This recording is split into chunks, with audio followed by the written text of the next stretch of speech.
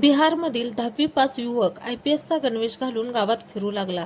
घरी जाऊन आईला आपण पोलीस अधिकारी झाल्याचे सांगितले. विटांच्या भट्टीवर मजुरी करणाऱ्या आईला आपला मुलगा पोलीस अधिकारी झाल्यानंतर आनंदाला पारावार राहिला नाही. मग हा बनावट IPS महागड्या बाईकवर गावात फिरू लागला. त्याची माहिती पोलिसांपर्यंत गेली. त्यानंतर पोलिसांनी त्याला पकडले. मग 10वी पास युवक 2 लाख रुपये देऊन IPS झाल्याचे समोर आले. त्याला 2 लाख रुपयांत IPSचा गणवेश देणाऱ्या व्यक्तीलाही पोलिसांनी अटक केली आहे. बिहारमधील सिकंदरा जिल्ह्यात बनावट IPSचा प्रकार उघड झाला आहे. केवळ 10वी पास असलेला मिथिलेश कुमार हा युवक 2 लाख रुपये देऊन बनावट IPS अधिकारी बनला. गावात जाऊन आईला आपण पोलीस अधिकारी झाल्याचे सांगितले. भोळ्या आईला मुलाला पोलीस अधिकाऱ्याच्या गणवेशात पाहून आनंद झाला. IPS गणवेश घालून बाईकवर तो फिरू लागला.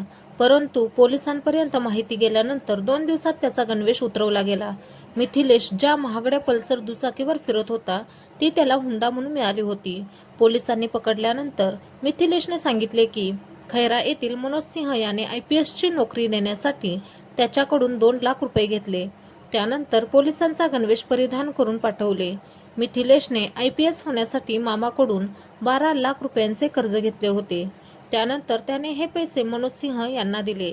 मनोज सिंह याने त्याला IPSचा गणवेश आणि लायटर असलेली बंदूक दिली. तो गणवेश परिधान करून मिथिलेश गावात आला. त्यानंतर 10वी पास मिथिलेश IPS कसा झाला हाच प्रश्न गावकऱ्यांनाही पडला.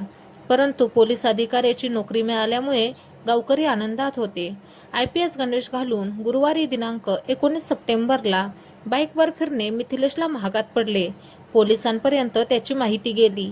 त्यानंतर पोलिसांनी शुक्रवारी 20 सप्टेंबरला त्याला पकडले. मग त्याने 2 लाख रुपये देऊन नोकरी देणाऱ्या मनोज सिंहचे नाव पोलिसांना सांगितले. त्यानंतर पोलिसांनी मनोज सिंहला पकडले. या प्रकरणी मनोज सिंह आणि मिथिलेश कुमार यांच्यावर गुन्हा दाखल झाला आहे. व्हिडिओ आवडल्यास लाईक, शेअर, सबस्क्राईब करायला विसरू नका.